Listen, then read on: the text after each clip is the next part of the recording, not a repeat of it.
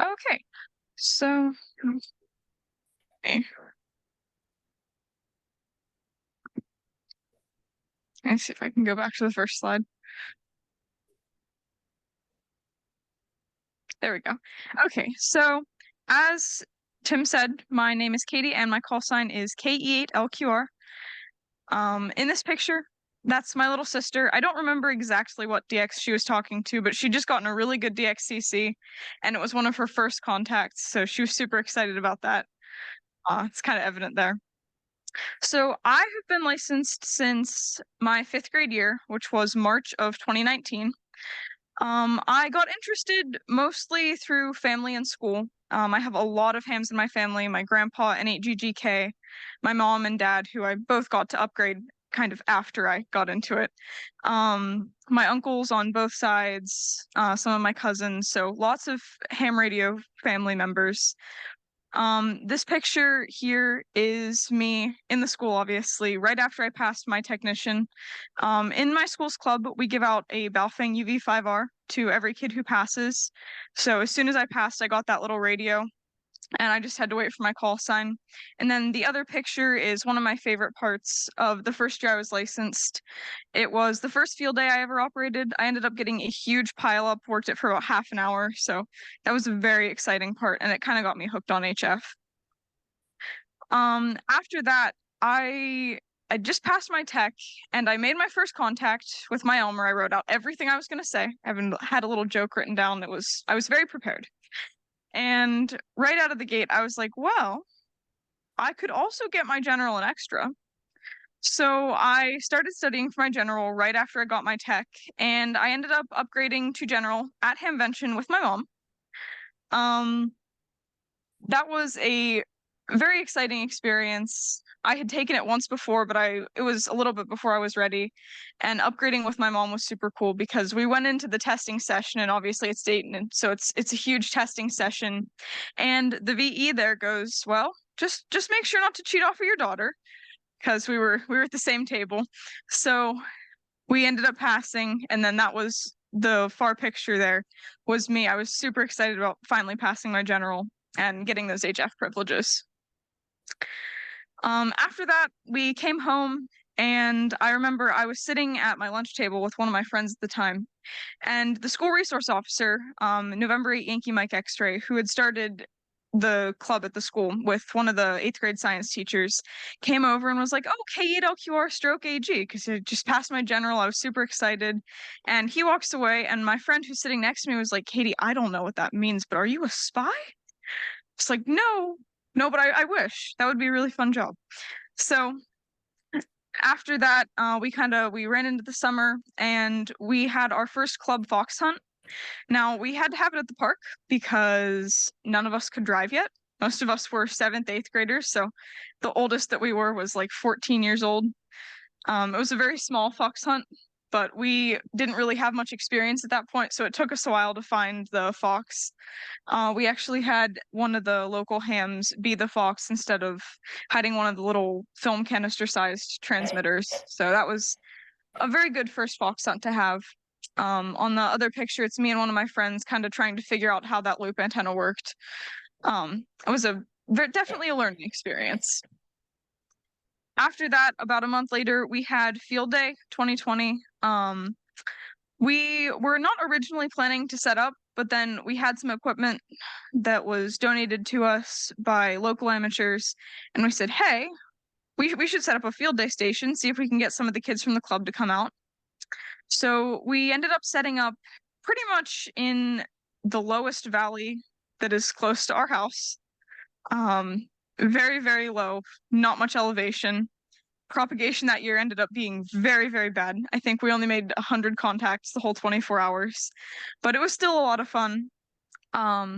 We were set up in like a little neighborhood, so we got a lot of kids from that neighborhood who were biking around. It's the middle of summer, and we got a lot of kids coming in like, hey, what's this? And they got to learn what amateur radio was essentially.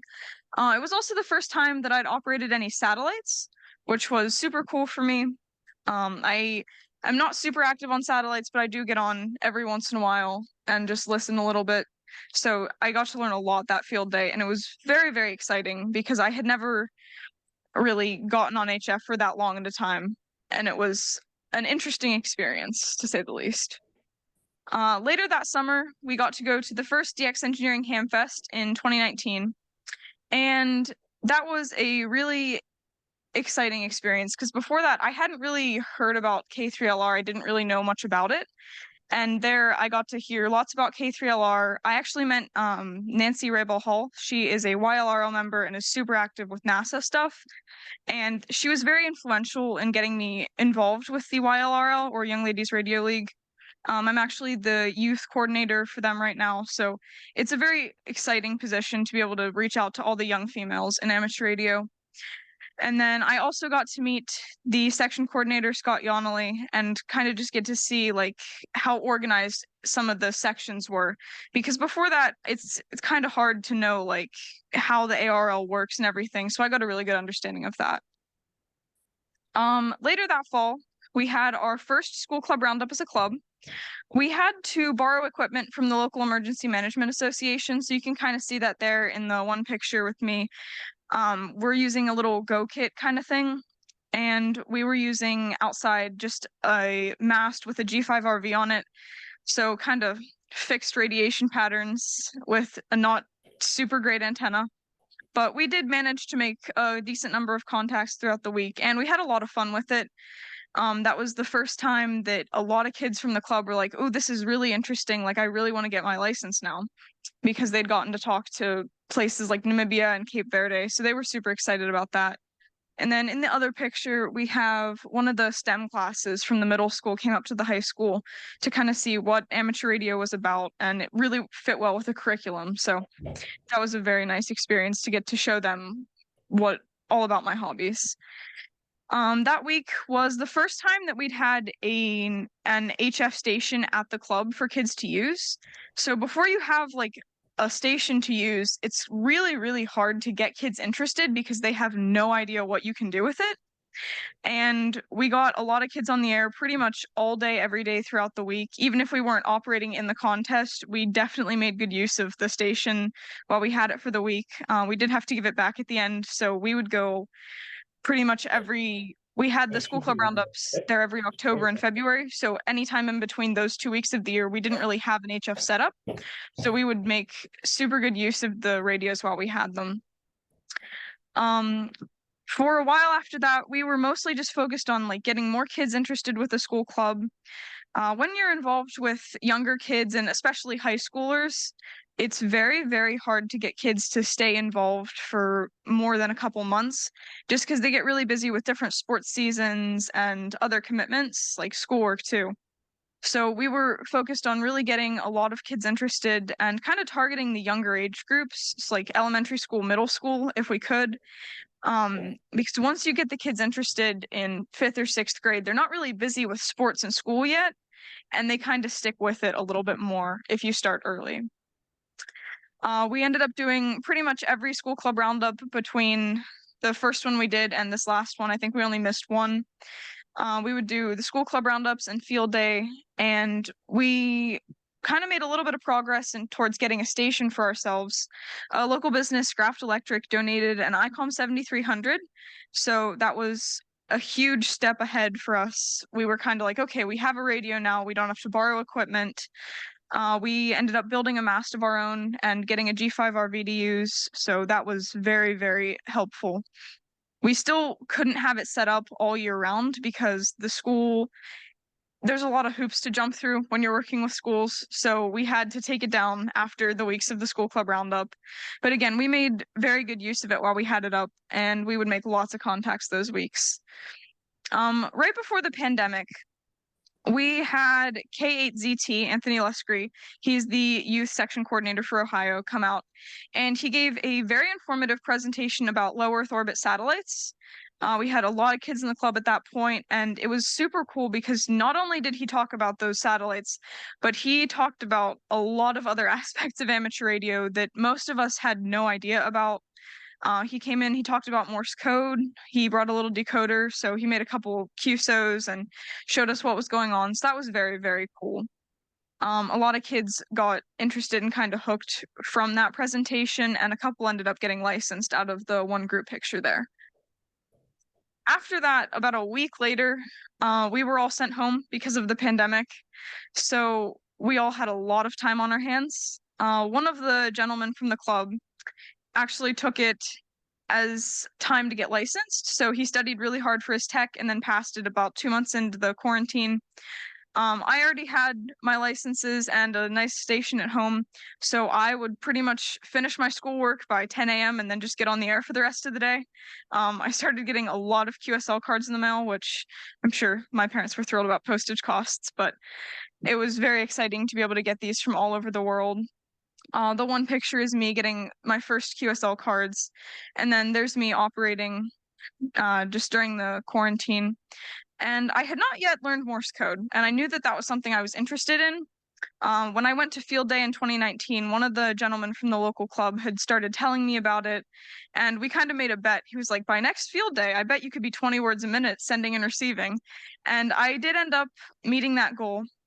A couple weeks into the pandemic, one of the members of the Long Island CW Club, Rob Zarges, K2MZ, kind of got the idea that a kids class would be a really good idea for all these kids had so much time on their hands being at home.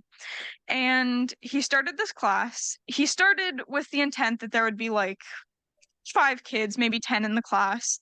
And he ended up having a couple hundred sign up. So he would have kids classes 3 times a day, every day of the week, except for Sundays. And I think by the end of it, we had about 500 kids go through those classes in the course of like 3 months. So that's almost 500 kids proficient with Morse code getting on the air. Some of them were not licensed yet, but a lot of them ended up getting licensed because there were hams in the class and they got to see that. These pictures are actually from the Huntsville Ham Fest in 2022 and then 2023. The one girl who's the same in both pictures took the classes that I ended up teaching after Rob had to step down. And her name's Jenna. She is blind, but she, within 3 weeks of joining my classes, knowing like a tiny bit of Morse code, was at almost 30 words a minute, copying and sending. She'd get on and do the CWTs all the time. So we're still pretty close friends, which is super cool. I think she lives in Alabama or Tennessee. So we're not close geographically, but we still talk pretty often. After the pandemic, it was very, very interesting because I'd had lots of time on my hands and I started to get to know who people were, but remotely and over the internet. So when it came time for Hamvention 2022, I got to meet all of these people who I had been talking to via email and on Echolink and HF. So the one picture is Carol Perry and I. I got to present at the YLRL forum that year, and she was there to support me and cheer me on. So that was very exciting to get to meet her finally. And then the other picture that's kind of like split down the middle is Ruth Willett, KM4LAO, and I. The one where I'm in a NASA shirt was Dayton 2019, and we had no idea about a lot of things in ham radio, so we were kind of going around and we saw that the AMSAT booth had a lot of young YLs, so we stopped in there and I got to talk to her, and it was very, very inspiring. Within a couple years, I would start working with her for Yoda stuff, and then that's me in the other picture with the Dayton 2019 shirt on. That was us getting to meet up again, which was very, very exciting. Yacht is also something that's played a huge role in my ham radio adventures. Yacht is an acronym. It stands for Young Amateur Communication Ham Team, and they have weeknight Echolink chats, and then nets every Saturday. And the Yacht group was very influential in me kind of knowing about a lot of different aspects of ham radio, because in the Saturday night nets, we'd get about 40 young hams, all under the age of like 20, checking into this Echolink net and staying for about an hour and a half. And so we would all kind of just give like a brief description of what we were doing in ham radio, what we were doing with our lives. And I ended up meeting a lot of my very close friends through there. I still talk to the vast majority of the people that I met there. Some I've been friends with for 3-4 years. And it was really cool because I would say, hey, I kind of want to learn coding. You're really good at coding. And you want to learn Morse code. I can teach you Morse code. So we'd kind of make friends that way and just share our talents and what we were doing in the hobby. These two pictures are the Yacht pizza parties that we have at Hamvention. Most of the time, the kids who are members of Yacht, because there's around 500 now from all over the world, and most of the time we never get to meet each other in person. So when the yacht group gets to meet up, even if it's just a couple of us, it's a very exciting experience because you've spent so much time talking to these people on Echolink and over email and maybe over Zoom. So you finally get to put a name with a face, or a face with a voice, I guess. Yeah. So you get to meet all these people, and it's really, really cool to meet them for the first time in person. Yacht is actually where I found out about the Youth on the Air group. So there's the different regions. We're region 2. And the person who runs the YachtNet, Ed, KG8CX, had suggested to us, he was like, you all should apply to go to Yoda Camp. And I was kind of like, wait, what's Yoda Camp? This sounds really interesting. So I ended up applying to go to Yoda Camp 2022, which was in Cincinnati, Ohio. So very, very close. So nice and convenient. I got to go spend the week with all of these other youth in ham radio, and it was pretty much the most I'd learned about ham radio in that short of a time thus far. So we would start Sunday afternoon, and then we went to Friday afternoon, and in those couple days, we would learn 2 or 3 different things or different aspects of ham radio that you could be involved in every day. And they did a really good job. They do a really good job with balancing the fun activities and the ham radio fun activities. So there's a lot that's like, oh, let's go to a water park, let's go to an amusement park, but we'll also have a contest at the amusement park with little VHF radios. So we really make the most out of the week, and it's a great experience because you can go to Yoda Camp not knowing anything about ham radio, just having passed your test, just a tech, and come out at the end of the week knowing so much more and knowing things that you didn't even know were possible with amateur radio. The one picture is just a group picture of all of us outside of the Voice of America Museum where it was held. And then the other picture actually kind of has a story that goes along with it. It's Ruth, KM4LAO, me, and then one of my friends, Abby Kimmy. Her call sign's KK7CFJ. And this picture was taken in June because the Yoda Camp 2022 is in June. And it ended up in the CQ calendar. So I don't remember who it was, but someone made a joke about the 3 of us being Miss June. And so we ended up at Yoda Camp the next year with little sashes that said Miss June, and we got a picture. So that was kind of like a little inside joke there. After that, it was kind of a rejuvenating experience. I was in marching band at the time, and that took up a lot of my time, especially like with band camp and everything. So it kind of refreshed me a little bit, and I was like, okay, maybe get back into ham radio a little bit. You've been out of it for a couple weeks. So we ended up going to Huntsville, the Huntsville Ham Fest, and that was probably one of my favorite ham radio activities that year. I got to meet Audrey McElroy, KM4BUN.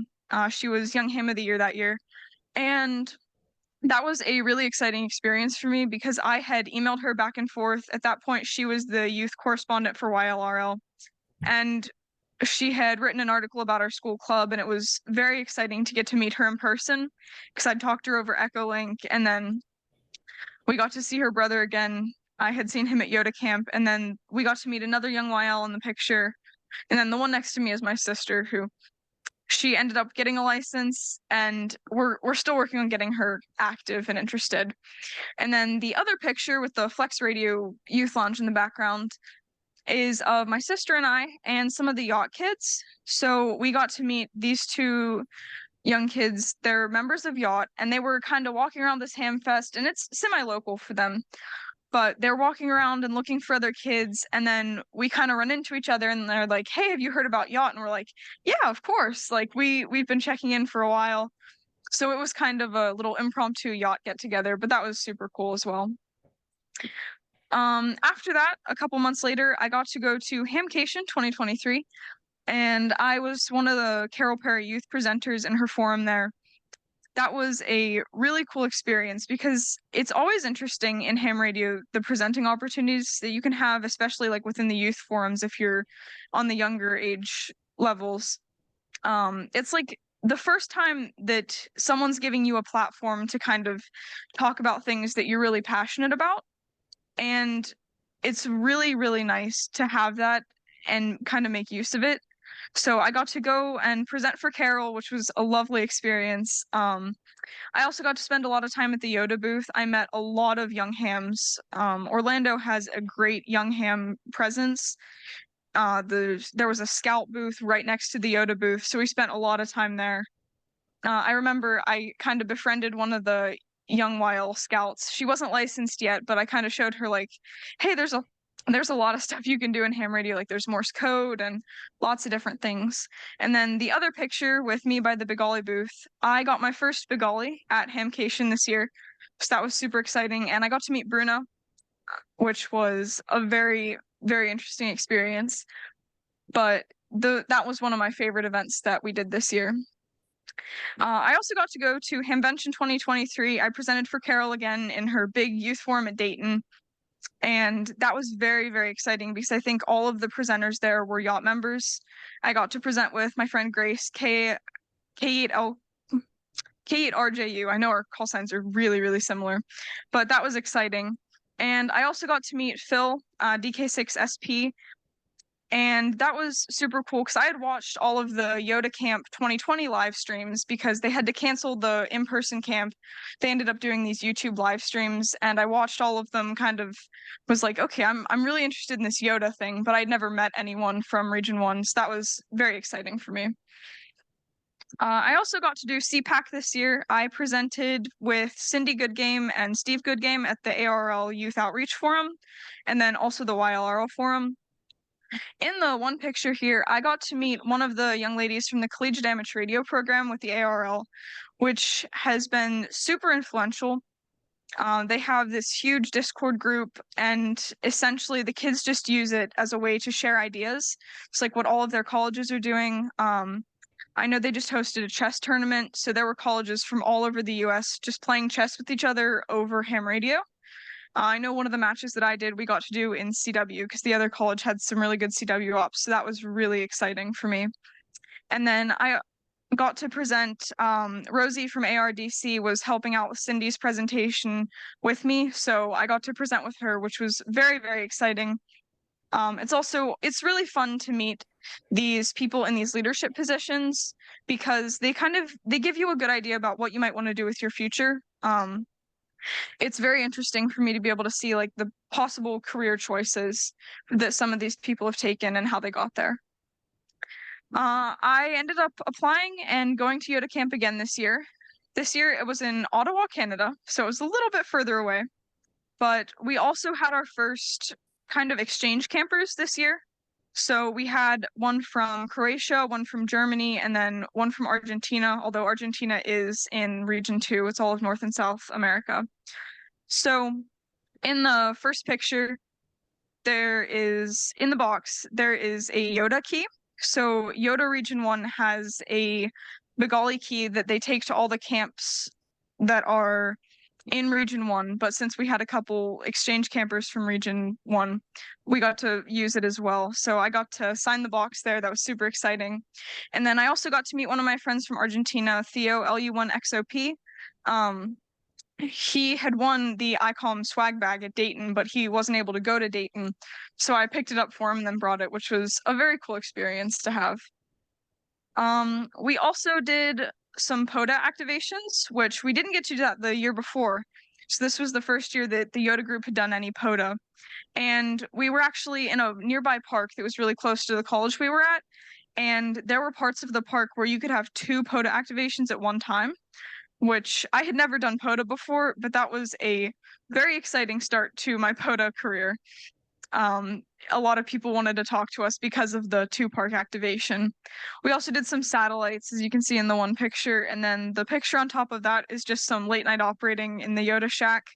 I think that picture was taken at 2 or 3 a.m. So we were trying to get a couple DX from Europe, and we were pretty successful that night. The last thing that I did this summer in terms of traveling a little bit was the Youth DX Adventure at KE8LQR. This was the first time that I'd really had any sort of mentoring in like a contest operation setting. And I had known for a little bit that I was going to be interested in contesting, but I didn't really know how to get started. So the Youth DX adventure at K3LR, we got to operate obviously from K3LR, but we had Tim and Jim and some other adults helping us out with the operating. And we got a really good taste of what some of the contest operating is like. And it actually encouraged me to do the CQ Worldwide this past weekend. So I'll get to that in a minute. But it was a very, very inspiring experience. The day we were operating, it actually was raining in the morning. So there's us with our DX umbrellas, but it was also a super close team. We'd all known each other before. We'd all met at Dayton. And so it kind of transitioned seamlessly, but that was really exciting. And then in this picture, you can just see me operating and getting some tips. And then we also got to go to dinner with the entire operating crew and the adults that helped out. And overall, it was just a very inspiring event, getting to hear some of these people talk about their experiences and what they've done to get there. So it was probably the most fun I'd had at a ham radio event this summer, but that was a very influential part of what I've been doing lately. After that, we did go to Huntsville 2023. I was helping out with the Yoda group for most of the time.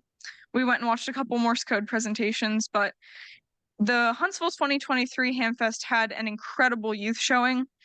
Since they're so close to some of the space and rocket centers, and some of the camps will come and bring kids. So we got to meet in the first picture over here. Those are my sister and I with some yacht members.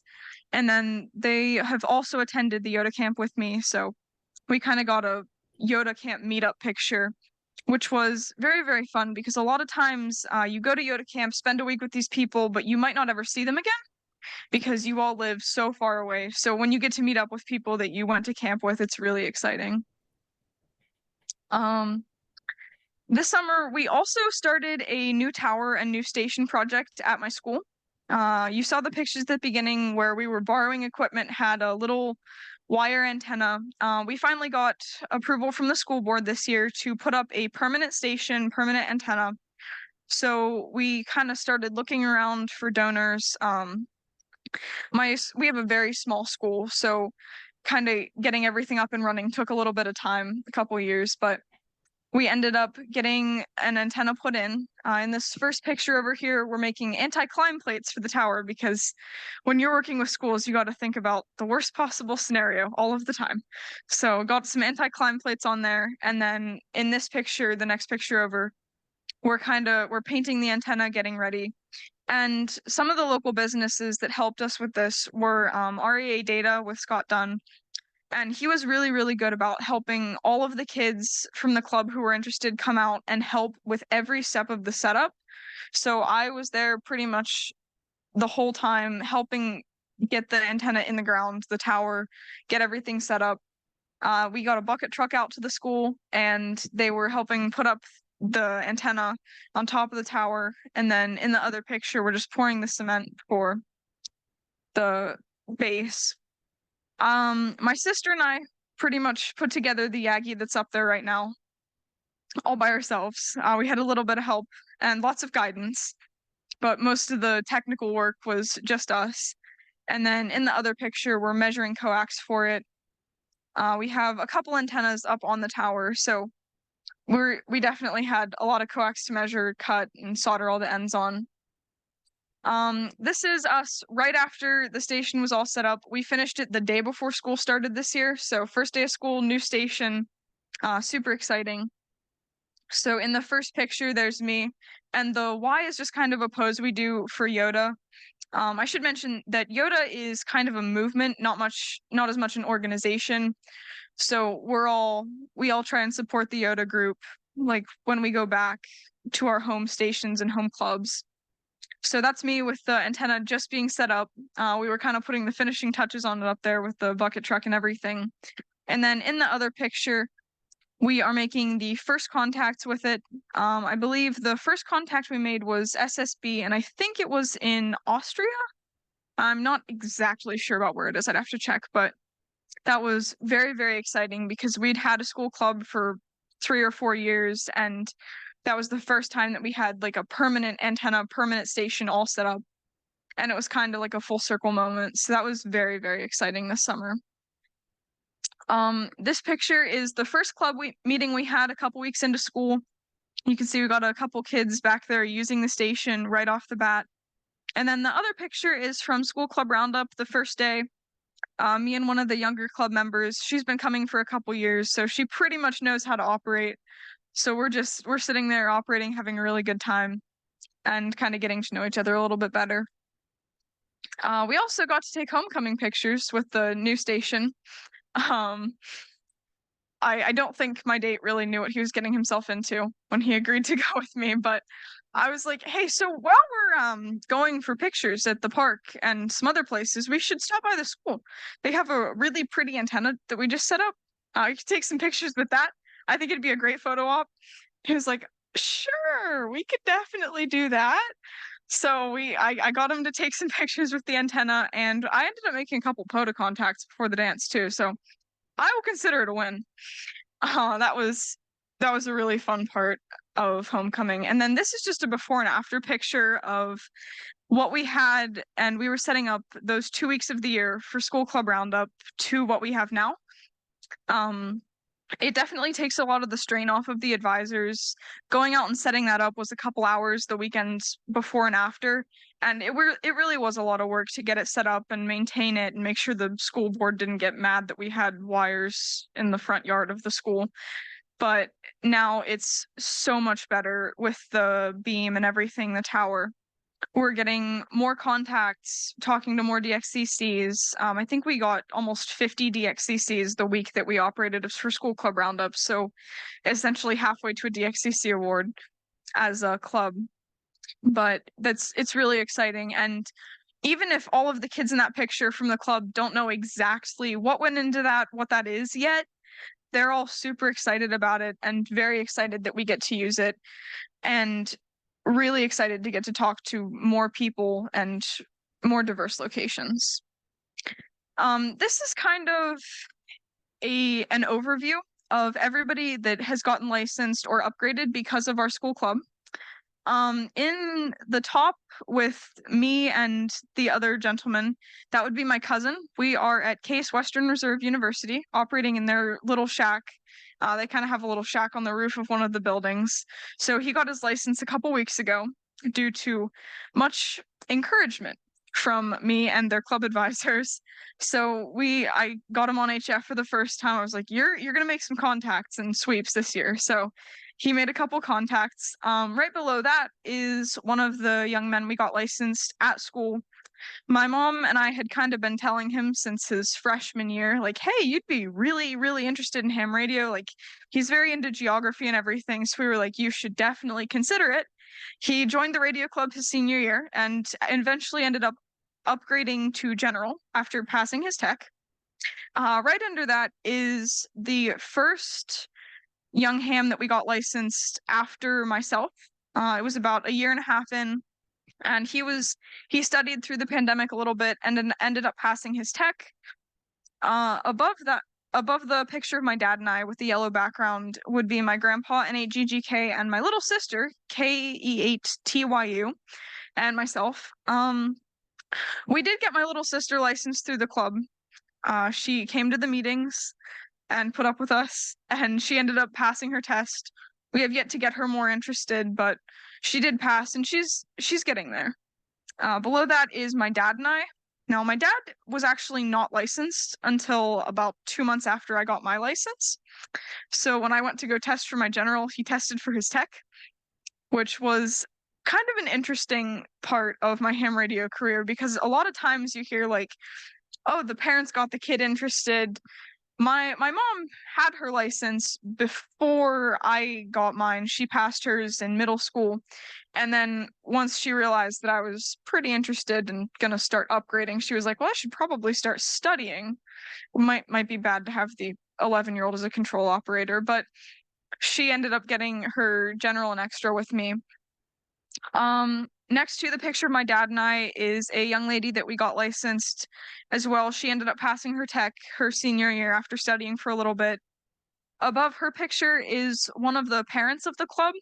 She actually has a couple sons that she homeschools, but she was coming in and bringing them, and she's very, very active, helps out every school club roundup. So she actually got her tech, and she's very enthusiastic, a great role model to have around. I know she was involved with research for a while, so she's a great role model to have for all the YLs in the club. Um, Next to the Hamley tree caption is my Elmer, N8YMX, myself, and then my 7th and 8th grade science teacher, KE8LQS. She got her license about 5 minutes after I got mine, so our call signs are pretty much identical.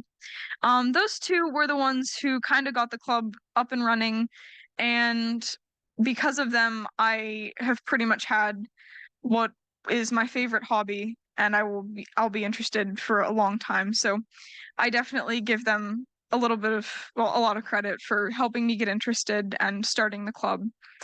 And then below them is my sister again. She helped us put up the antenna for the first time, I think last October, not this year's, but last year's school club roundup antenna setup. So that was really exciting for her.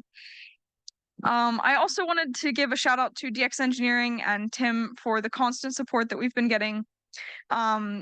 From financial support to Elmering and mentoring, and a lot of patience throughout the entire process. They've been very, very influential to helping us get a station secured at the school. And it's always fun to meet the DX reps. In the one picture, there's Scott Jones and I. He pretty much was the go-between the whole time for getting the tower stuff secured and set up. And he had a lot of patience for us. There's a lot of hoops to jump through when you're working with schools, so a little bit of patience is definitely required. And then in the other picture is Amy, my sister, and I, N8AMY, and it's always exciting to see her at Hamfest and stuff because she's very encouraging for all the YLs, which is really, really nice. And then I wanted to end with this little side by side. There's Tim, K3LR, and I in 2019 at the DX Hamfest, and then us after the Youth DX Adventure this year. And at the dinner after the Youth DX Adventure, after the contest that day, listening to he and Barney talk, and the kind of underlying message there was leave it better than you found it, and help other people get interested in amateur radio and have them stay interested, encourage them, support them, and kind of just leave a legacy behind, because you know what it's done for you. And if you can do that for other people, it's so much more important than your own enjoyment, but you'll also enjoy it once you're helping other people. So that was really, really inspiring for me. And I think it's kind of helped me like figure out where I want to go in the next couple years with the school club, with my personal STEM endeavors, amateur radio endeavors. So that was a very, very exciting experience, and I'm super glad that I got to have it because it's definitely helped me, shape where I want to go with it.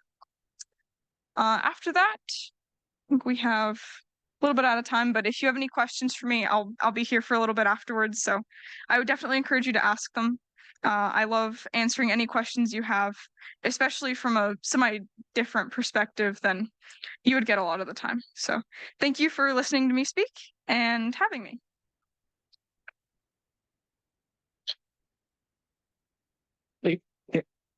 Great job, Katie. If you would take your slides down so that we got everybody back that is on the Zoom.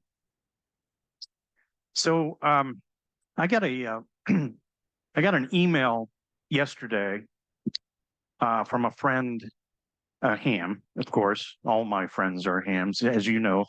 And this friend said, I worked KE8LQR in the CQ Worldwide CW contest.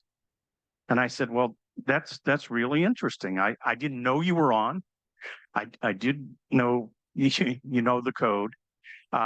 And he said, you better watch this girl because she's a real hotshot operator. And, there's a lot of gray hair at K3LR right now. And so this friend that I've had, and I grew up with him, on the radio. I didn't grow up in a neighborhood. My neighborhood was 40 meters and 80 meters, and that's where we grew up together. And so, You worked 99 contacts in the CQ Worldwide CW contest over the weekend from your home station, which is incredible. That's your first DX contest. And so I thought it would be fun to have Steve, N2ICs, right in the middle. You worked him on Sunday night. Steve, how are you? Yes, that was actually quite the surprise that you called me just a few minutes before the end of the contest, Katie.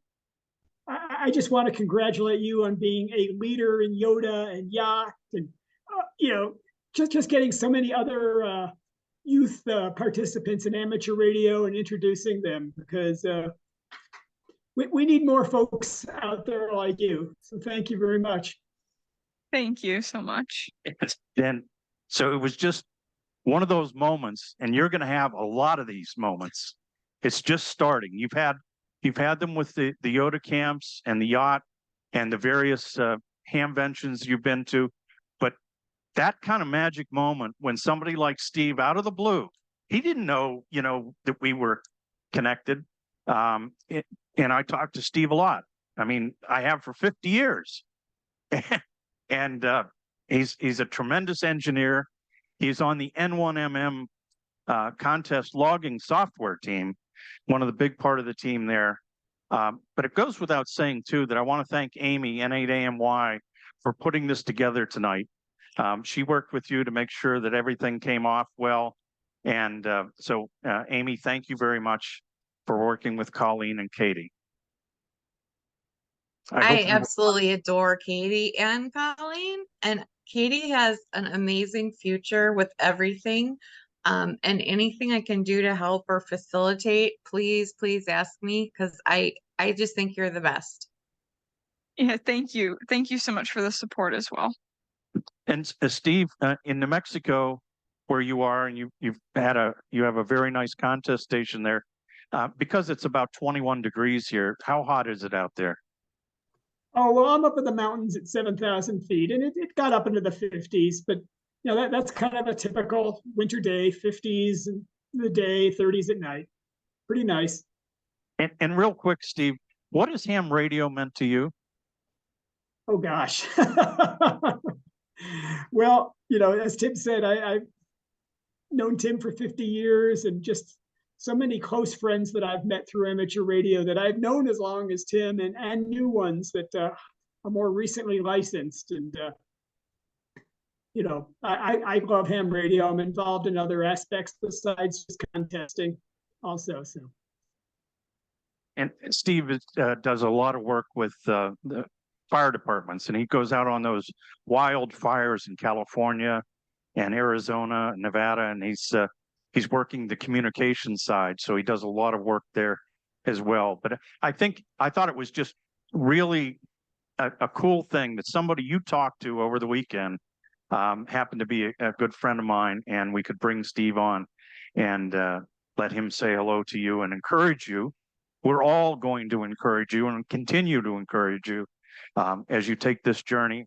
And thanks to your mom and your grandfather for their support, and the future is bright. Does anybody have any questions for Katie? Okay, your club station at school, what called? K8LPS. That's a club. Yes. What does the LPS mean? So Back on the mic. When we got the club call for the first time, I think it was KE8MWV. And being a CW op, I kind of took one look at that and was like, well, we need a vanity call. So we ended up getting a vanity call, and our school mascot are the Clippers. So K8LPS, if you try and read it, it kind of sounds like clips. So that's where that came from. Oh, very nice. Any other questions for Katie? The reaction of school board antennas up. What was the school board reaction with the antennas? Yeah, the school board actually took it very, very well. They've been very supportive pretty much the whole time. After the first couple times we came in, we must have seemed a little bit out of the blue, like, who are these people that want to put antennas up at our school? We don't know what this is. But I think after we kind of talked to them a little bit about it, they have very much been on board, and I think they see the value and the benefits to having stuff like this at the school so that kids can use it and be exposed to it. Maybe like stamina right there. Yes, definitely. We've kind of gone through with them like, hey, this is how ham radio can apply to pretty much every part of any curriculum that you ask for. Like we've got geography, math, obviously, science, even social skills. Like a lot of the time, social skills come into play. Any other questions? We're working on him. We're working. We're trying to get him to join the club at the moment, so we'll see. Well, Katie, thanks so much for coming Josh over. has a question, I think, Tim. Yes. Hey, Yeah, sorry, go. that's on the Zoom. Just wanted to ask, you said you were teaching a code course. Yes. Where is that? Do you have that offered anywhere, or is it just specifically at YAMFest? So I teach the kids classes for the Long Island CW Club. I know they have a lot of course offerings for adults as well. So if you're interested in those kind of courses, they're all on Zoom, which is very, very nice. Of course, sometimes you do have the time zone issues, but we try to keep it as centralized as possible. Sure. So if you're interested in those, I would just check out longislandcwclub.com. Awesome, thank you. Yep. Any other questions from Zoom? All right. Well, this was great. Thank you, Steve, for coming on last minute and making this even more special. And thanks to all of you for attending. I will entertain a motion to adjourn. Oh, Ron, thank you. And Art with the second. All those in favor say aye. And many of you know, we just